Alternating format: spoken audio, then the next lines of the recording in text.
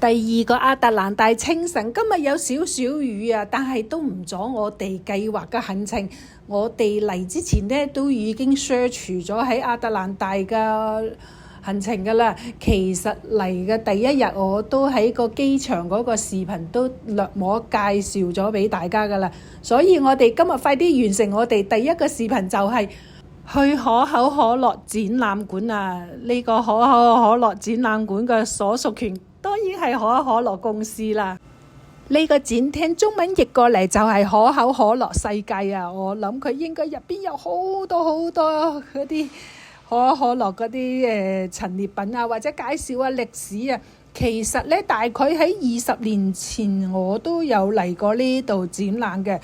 咁就請大家跟隨我嘅視頻嚟睇下，讓我對比同以前有咩區別。OK， 嗱聲進入講返佢呢個可口可樂世界開業呢，應該係大概係1991年。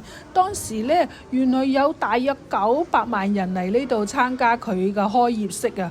1 cent, 2 cents? Well, 5 cents was correct. If you look right here, it says drink Coca-Cola 5 cents.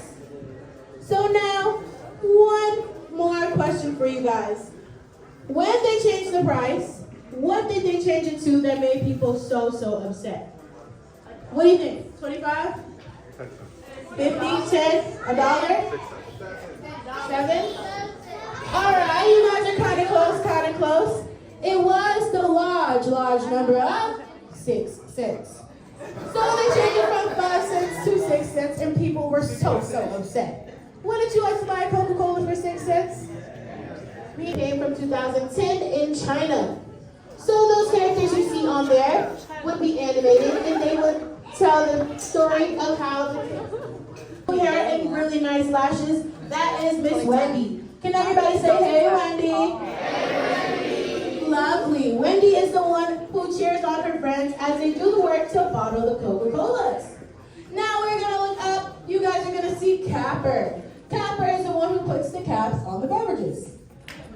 Moving to the other side of the room, you guys are going to see Worker. Worker is the one... 剛才聽完佢哋咁精彩嘅介紹，仲有一 part 係介紹中國嘅。如果有興趣嘅網友自己 repeat 慢慢聽下啦。講返我哋嘅亞特蘭大可口可樂世界，佢係位於美國喬治亞州嘅。呢個展示廳展示咗大約130年嘅歷史互動嘅博物館嚟㗎。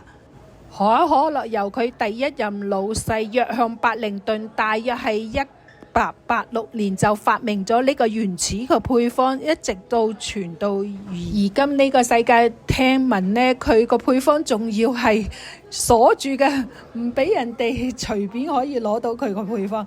不過一陣間佢都會展示俾我哋睇㗎啦。希望大家繼續跟隨我個視頻睇落去，千祈唔好走開啊！梗係唔少得佢哋嘅歷史㗎啦。可口可樂原來由最初嘅每天售賣9杯，演變成今日嘅最暢銷嘅全球大約200個國家大量飲用可口可樂呢個產品嘅歷史嘅見證。喺呢度我哋仲見證咗佢由原來嘅大約係1915年嘅弧形嘅玻璃樽演變成為依家可以用膠樽嚟嘅。遊客呢仲可以喺呢度嘗試世界各地嘅10幾種可口可樂產品添噃，唔使心急啊！一陣間我都會帶大家去睇噶啦。佢呢度呢，其實一入到嚟個大廳呢，已經有好多個分為細嘅展廳都有。講返一件有趣嘅事同大家分享，原來佢哋當時選擇可口可樂呢個標誌呢，佢哋話係廣告之中呢，字母 C 字頭係最靚嘅，所以佢哋就選擇係 C 字頭可口可樂。作為一個全球最大品牌嘅可口可樂公司呢，佢喺環保方面呢都係唔少得㗎啦。據佢哋介紹呢，佢哋嘅回收樽達到70%以上啊！當然啦，身為全球最暢銷嘅品牌之一呢，佢係喺環保方面都做到好足㗎。我見佢哋個網站介紹啊、農業啊方面啊、化學啊都全部都跟到好緊。我哋繼續行，繼續去生活可口可樂個展覽館。當時我哋嚟嗰陣時咧，應該係10點鐘咗緊啦，早上。身為美國最佳流行文化博物館，佢係排第4。呢個時間梗係人越嚟越多㗎啦。好在我哋部車呢就泊喺隔離有車位，嚟遲啲都冇車位啊！單攤嗰啲車位真係一位難求㗎。行到呢度俾我一個好驚訝嘅發現，可口可樂立布布都有。細心啲睇真啲，原來佢男仔女仔都有。呢一 part 真係真真正正可口可樂歷史文物嘅見證啊！我略摸數過嚟，佢大約有6、7個架，每個架都超過30個品種啊！哇，計落都有成過百件文物。應該講係可口可樂嘅 design 同埋佢嘅歷史，每一個時代、每一個款式、每一個產品嘅見證。忽然之間讓自己沉浸喺品牌豐富嘅歷史當中啊！每一個展廳都有佢突出嘅歷史，就好像你走入可口可樂時光隧道。OK， 呢個廳行完又再走出嚟大廳去另外一個廳。每個地方佢哋都揸緊機會嚟擺設佢哋不同嘅產品，連門口呢個展廳都唔例外啊！OK， 繼續去第二個展廳，呢啲大嘅樽呢真係好有意義，又影俾大家睇下先。OK， 又到另一個展廳 show 俾大家睇下，呢個展廳都幾特別㗎，佢有工作人員喺度講解呢，同埋你做遊戲啦。聽住啲講解完，然之後去嗅覺每一個件嘅味道啊，講出嚟仲有獎嘅添噃。眼前呢度就應該係個個都最雀躍㗎啦，就試飲大廳啊，飲。我記得呢喺大約20年之前呢，佢係俾錢買，然之後呢係幾多個品種慢慢試嘅。但呢度呢，今日啊已經係唔同啦，係全部俾你試，任你試。邊個國家、邊個地區咩味道，你試幾多杯都得。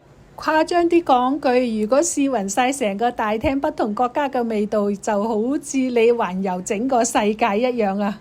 暫時俾我試到咁多隻，我就最中意呢隻綠色嘅芬達啦。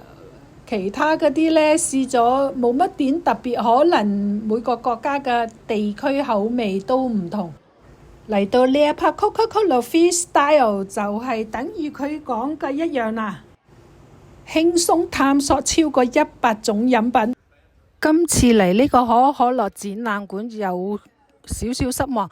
我記得之前我嚟呢度呢，見到佢個有生產線嘅，但係後來問清楚咗之後，原來佢嗰個生產線取消咗啦，所以今次就影唔到個生產線俾大家睇啦。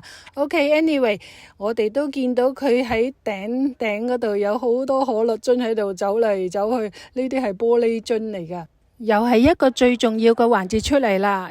同啤啤熊影相，佢講到明呢，佢個相機幫我哋影一張，我哋嘅手機只能夠影一張。咁佢嗰張呢應該要收費嘅。Anyway， 我哋都要排隊影翻張。今集個可口可樂展覽館就到呢度結束，繼續有下一集㗎。